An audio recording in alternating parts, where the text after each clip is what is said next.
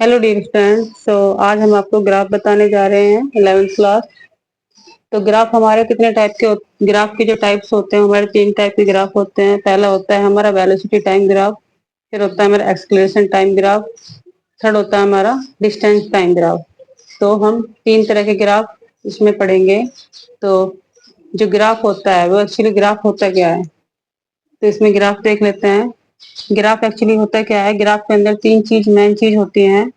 किसी भी ग्राफ को बनाने के लिए उस पर 3 बातें डिपेंड करती हैं। एक उसकी पोजीशन क्या है, उसका टाइम क्या है और उसमें चेंजेस क्या है। पोजीशन और टाइम के अकॉर्डिंग उसमें चेंजेस क्या बने हैं, तो उसको हम बोलते हैं ग्राफ। तो there are 3 term in graph. First होती है स्लोप। स्लोप जो होता है वो क्या होता है, हमारा चेंज इन पोजिशन अपॉन में चेंज इन टाइम जो होता है हमारा स्लोप होता है। स्लोप जो, तो स्लोप को हम टेन थीटा भी बोलते हैं। तो टेन थीटा जो होता है डेल एक्स अपॉन में डेल टी। इसमें डेल एक्स जो है वो पोजीशन, चेंज इन पोजीशन है, अपॉन में डेल टी जो है वो चेंज इन टाइम है। तो ये हमारा होता है टेन थीटा, इसको हम स्लोप बोलते हैं। और ये जो हमारा स्लोप होता है ये हमारा टेन थीटा डायरेक्ट दिखाता है कि कितना मूवमेंट हो रहा है, चेंजेस कितना आ रहा है। इस तरह से हमारा ग्राफ बन रहा है। तो ग्राफ जो होता है वो पॉजिटिव भी हो सकता है, नेगेटिव भी हो सकता है और जीरो भी हो सकता है। फिर इसमें फर्स्ट ग्राफ आता है हमारा वेलोसिटी टाइम ग्राफ। तो वेलोसिटी टाइम ग्राफ के बारे में हम पढ़ते हैं। तो जो वेलोसिटी टाइम ग्राफ होता है इसके अंदर हमने एक ग्राफ, हम एक डायरेक्शन बनाते हैं। एक्स एक्सिस पर हम हमेशा टाइम को लेते हैं और जो वाई पोजीशन होती है, वाई एक्सिस होता है, उस पर हम वेलोसिटी लेते हैं, डिस्टेंस लेते हैं, जो मन करे मतलब वो अकॉर्डिंग टू क्वेश्चन हम लेते हैं। तो इसमें हमने यहाँ पर वेलोसिटी ले लिया है और इस पर ले लिया है टाइम को। टाइम डिफाइन किया है। तो स्लोप जो होगा वो क्या होता है, हमारा चेंज इन वेलोसिटी अपन में चेंज इन टाइम। तो चेंज इन वेलोसिटी जो है हमारी, इसमें चेंज इन वेलोसिटी अपन में चेंज इन टाइम जो होता है वो होता है हमारा एक्सक्लेरेशन। एक्सक्लेरेशन क्या होता है, बेसिकली चेंज इन वेलोसिटी अपन में चेंज इन टाइम, जो हमारे वेलोसिटी में चेंज आ रहा है अपन में चेंज इन टाइम। तो डेल वी अपन में डेल टी वो क्या है, हमारा स्लोप है। स्लोप क्या होता है, tan theta. And tan theta equal to del v upon del t, हमारा ए आ जाएगा, एक्सप्रेशन आ जाएगा। तो स्लोप की जो वैल्यू हो जाएगी हमारी हो जाएगी ए। स्लोप इक्वल टू यहाँ से हो जाएगा हमारा ए।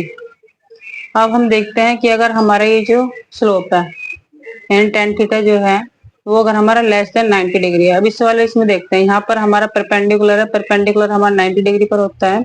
तो ये पूरा एंगल 90 डिग्री बन रहा है। अभी बीच से डिवाइड हो रहा है तो 45 के अराउंड बन रहा है। तो ये वाला जो एंगल है लेस देन 40, लेस देन 90 है।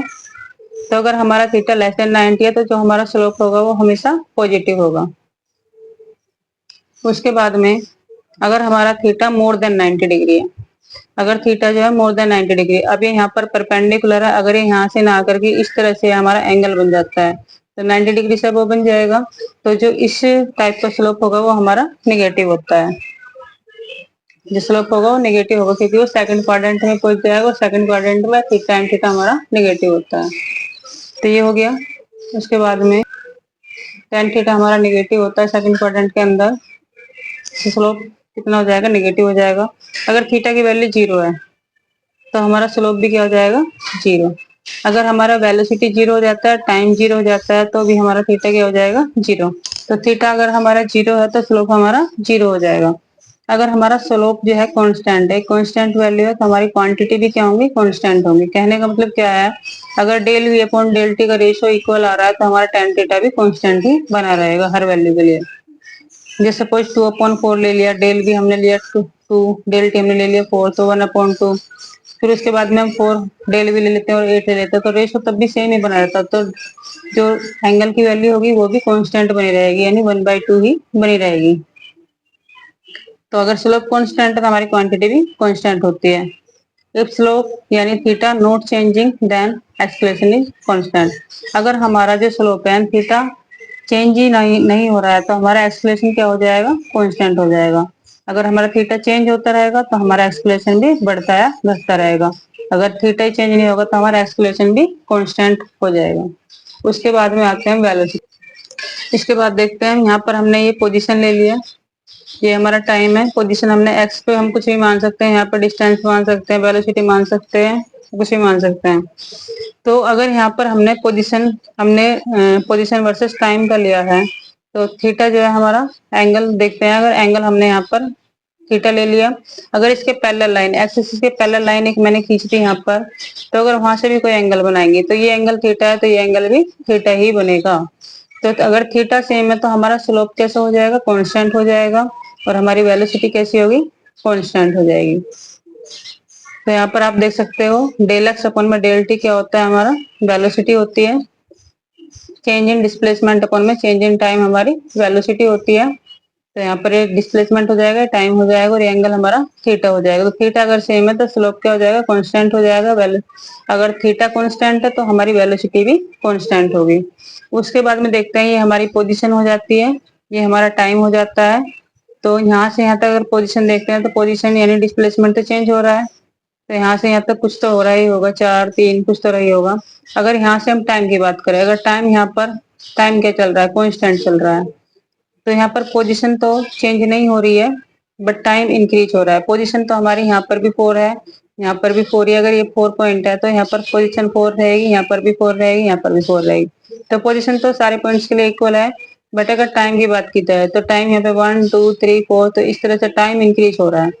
तो position not changing but time increasing, तो उसके लिए जो हमारा ये होगा, तो ये हमारा रेस्ट में हो जाएगा। ठीक है, तो ये जो हमारा ऑब्जेक्ट होगा किस में होगा, रेस्ट में होगा। अगर हमारी पोजीशन चेंज नहीं हो रही है बट हमारा टाइम इंक्रीज हो रहा है, तो जो ऑब्जेक्ट हो किस में होगा, रेस्ट में। उसके बाद में आते हैं, अगर ये हमारी पोजीशन है और ये हमारा टाइम है, उसके अकॉर्डिंग हमारा थीटा इंक्रीज हो रहा है। थीटा हमारा हर बार इंक्रीज हो रहा है। पहली कंडीशन थी जब हमारा थीटा इंक्रीज नहीं हो रहा था, थीटा हमारा इक्वल बना हुआ था। तो थीटा अगर इक्वल बना हुआ था तो वहां पर हमारी वेलोसिटी कांस्टेंट रहेगी। अगर थीटा बन ही नहीं रहा है, यहाँ पर इसमें पोजीशन तो चेंज हो रही है, पोजीशन चेंज नहीं हो रही है बट टाइम इंक्रीज हो रहा है, तो ऑब्जेक्ट हमारा रेस्ट में आ जाएगा। उसके बाद में थर्ड कंडीशन है, जैसे कि इसमें पोजीशन भी बढ़ रही है और उसके साथ में टाइम भी। तो वेलोसिटी पोजीशन अपॉन टाइम जो होता है हमारा, होता है वेलोसिटी यानी डिस्प्लेसमेंट अपॉन में टाइम। तो वेलोसिटी हो जाएगा तो हमारा थीटा इंक्रीजिंग हो रहा है, तो हमारी वेलोसिटी भी क्या होगी, इंक्रीज होगी। अगर थीटा इंक्रीज होगा तो हमारी वेलोसिटी इंक्रीज होगी, हमारा थीटा ही कांस्टेंट हो जाएगा तो हमारी वेलोसिटी भी कांस्टेंट हो जाएगी। अगर वेलोसिटी इंक्रीज हो रही है तो उसमें हम कह सकते हैं उस केस के अंदर कि हमारा एक्सलेशन क्या होगा, पॉजिटिव होगा। तो उस केस में हमारा एक्सलेशन भी पॉजिटिव होगा। तो आप यहाँ पर देख सकते हैं, यहाँ से हमारा कुछ एंगल बन रहा है थीटा, फिर उसके ऊपर हम कुछ थोड़ा सा गए, तो यहाँ पर अगर हम टेंजेंट खींच देते हैं, यहाँ से टच करती हुई टेंजेंट खींचते हैं, तो यहाँ पर कोई एंगल बनेगा थीटा। तो यहाँ पर थीटा कुछ था, यहाँ थीटा चेंज हुआ, फिर उसके बाद में यहाँ पर कुछ थीटा अलग रहेगा, यहाँ थीटा अलग रहेगा। तो थीटा हर बार चेंज हो रहा है और थीटा बढ़ता ही जा रहा है। तो थीटा बढ़ रहा है तो हमारी वेलोसिटी इंक्रीज हो रही है, वेलोसिटी इंक्रीज हो रही है तो हमारा एक्सप्रेशन भी पॉजिटिव ही रहेगा। उसके बाद में इस पे आते हैं, जैसे अगर हमारी पोजीशन, ये हमारा पोजीशन टाइम ग्राफ है, यहाँ पर थीटा कुछ है, तो अगर हमारा स्लोप इस टाइप से जा रहा है, पहले अप जा रहा है फिर कांस्टेंट है, फिर उसके बाद में डाउन जा रहा है, तो इस केस में क्या होता है, ये हमारी पोजीशन है, ये हमारा टाइम है। पोजीशन वर्सेस टाइम जो होता है upon time equal to velocity graph होता है। तो वेलोसिटी यहाँ पर देखेंगे तो यहाँ पर एंगल हमारा बढ़ रहा है, तो थीटा यहाँ पर पॉजिटिव रहेगा, यहाँ पर हमारा कांस्टेंट रहेगा और यहाँ पर हमारा नेगेटिव रहेगा। यहाँ पर ऑब्जेक्ट रेस्ट में आ जाएगा और यहाँ पर नेगेटिव हो जाएगा। तो जो नेगेटिव वाली कंडीशन होती है हमारे, रिटार्डेशन बोलते हैं उसको कंडीशन को। तो यहाँ पर वेलोसिटी क्या होती है हमारी, डिक्रीज हो रही है। वेलोसिटी क्या हो रही है, पहले बढ़ रही है फिर कांस्टेंट फिर डिक्रीजिंग हो रही है, तो वेलोसिटी हमारी डिक्रीजिंग पोजीशन में आ रही है। अब कुछ कंडीशन है जिसमें हमारा पॉसिबल ग्राफ ही नहीं होता है, यानी ग्राफ बनेगा ही नहीं उस कंडीशन के अंदर। तो वो कंडीशन कौन सी होती है, देख सकते हैं ये 2 कंडीशन दी हुई है इसके अंदर, जिसमें हमारा ग्राफ फॉलो ही नहीं करेगा। तो ये हमारा एक्स एक्सिस हो गया, ये हमारा पोजीशन हो गई, तो पोजीशन पे हमने ये मान लिया डिस्प्लेसमेंट, टाइम मान लिया। तो इसमें अगर हम देखेंगे तो ये जो वैल्यू है हमारी, पोजीशन जो है इसमें चेंज हो रही है हर बार, क्योंकि पोजीशन हर बार बढ़ रही है। पोजीशन तो इंक्रीज हो रही है बट हमारा टाइम इंक्रीज नहीं हो रहा, टाइम हमारा कांस्टेंट है। तो इसको ये जो कंडीशन आएगी इसमें हमारा ग्राफ पॉसिबल नहीं होगा। उसके बाद में किस केस में नहीं होगा, जैसे हमारा एक डिस्टेंस ग्राफ बनाया हमने, ये हमने डिस्टेंस ले ली, इस पे ये एक्स एक्सिस है, ये वाई एक्सिस हो गया। तो ये 0 से 10 तक हमने कंडीशन ले ली। यहाँ पर जो हमारा एंगल बन रहा है, अब यहाँ पर आप एंगल देख सकते हैं, एंगल यहाँ से बन रहा है, तो ये डिस्टेंस, जब ये डिस्टेंस वाला हमने ग्राफ यहाँ से खींचा तो निगेटिव पोजीशन पे जाएगा, एक्स एक्सिस से नीचे जा रहा है तो ये निगेटिव होगा, ऊपर है तो पॉजिटिव होगा। तो स्लोप हमारा इधर की साइड में निगेटिव होगा नीचे की तरफ। और यहाँ पर एंगल देख सकते हैं, एंगल जो है 90 डिग्री से होगा, 90 पर हमारा परपेंडिकुलर होगा तो ये 90 डिग्री से अबव हो जाएगा। तो जब 90 डिग्री से अबव हमारा थीटा होता है तो स्लोप हमारा ऑलवेज निगेटिव होता है, स्लोप निगेटिव होगा। फिर यहाँ पर देखते हैं, यहाँ पर डिस्टेंस हमारी पॉजिटिव में रहेगी, बट यहाँ पर नीचे जाएंगे तो नीचे डिस्टेंस हमारी निगेटिव आ जाएगी, बट डिस्टेंस कभी भी निगेटिव नहीं होती है।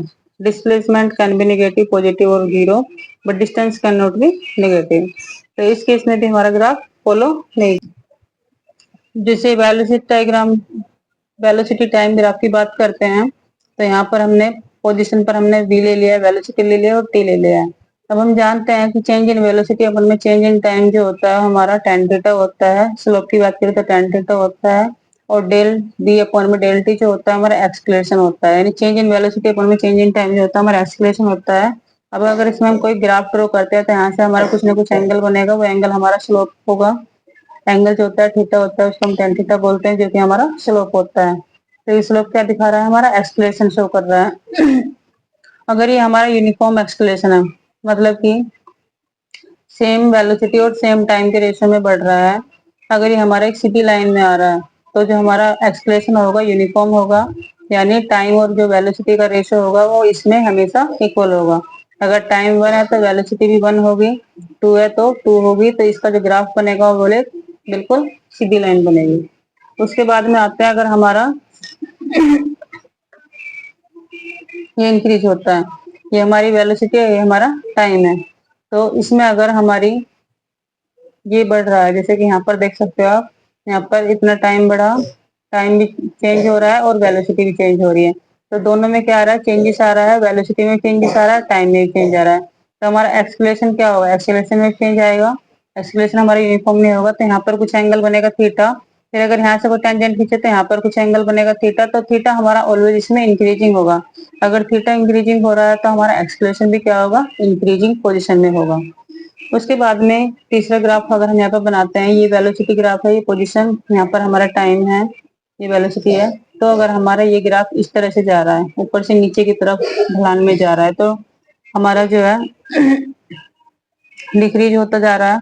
वेलोसिटी पहले हमारी अप गई, फिर उसके बाद में कांस्टेंट रही, फिर डिक्रीज हो रही है। तो इस केस में जो हमारा एक्सलेशन होगा वो भी इसमें घटेगा, तो डिक्रीजिंग होगा, एक्सलेशन भी डिक्रीजिंग होगा, थीटा डिक्रीज हो रहा है तो एक्सलेशन भी डिक्रीज होगा। उसके बाद में आते हैं एरिया अंडर कर्व। अब इनके अंदर अगर हम कर्व बनाना चाहें, ये ग्राफ हमने बना लिए हैं, ग्राफ के अंदर अगर हम इसका अंडर कर्व लेना चाहें, जैसे कि सपोज यहाँ पर हमारा ये ए है, ये थीटा है, अगर इस लाइन को मैं यहाँ पर टच कर देती हूँ तो इसके बीच में ग्राफ को हम यहाँ पर ड्रॉ कर सकते हैं। तो अगर इस ग्राफ का हमें एरिया निकालना है तो हम कैसे निकालते हैं, तो एरिया अंडर कर्व, कोई भी हमने कर्व बनाया, ग्राफ बनाया, अगर उसके अंडर का हम एरिया निकालना चाहते हैं तो वो हमारा होता है, सिंपल केस में अगर हम देखें तो एरिया जो होता है हमारा लंबाई इंटू चौड़ाई होता है, लेंथ इंटू ब्रेड्थ होता है। तो इस केस में भी क्या होगा, हमारा मल्टीप्लाई हो जाएगी, ये हमारी लेंथ हो जाएगी और ब्रेड्थ हो जाएगी। तो इसमें हमारा लेंथ और ब्रेड्थ नहीं दी हुई है बट एक्सिस दी हुई है, तो मल्टीप्लाई ऑफ टू एक्सिस जो होगा वो हो जाएगा हमारा एरिया अंडर कर्व। तो एरिया अंडर कर्व जो होता है किसी ग्राफ के लिए वो होता है मल्टीप्लाई ऑफ टू एक्सिस। उसके बाद में ग्राफ गिव्स डिस्प्लेसमेंट।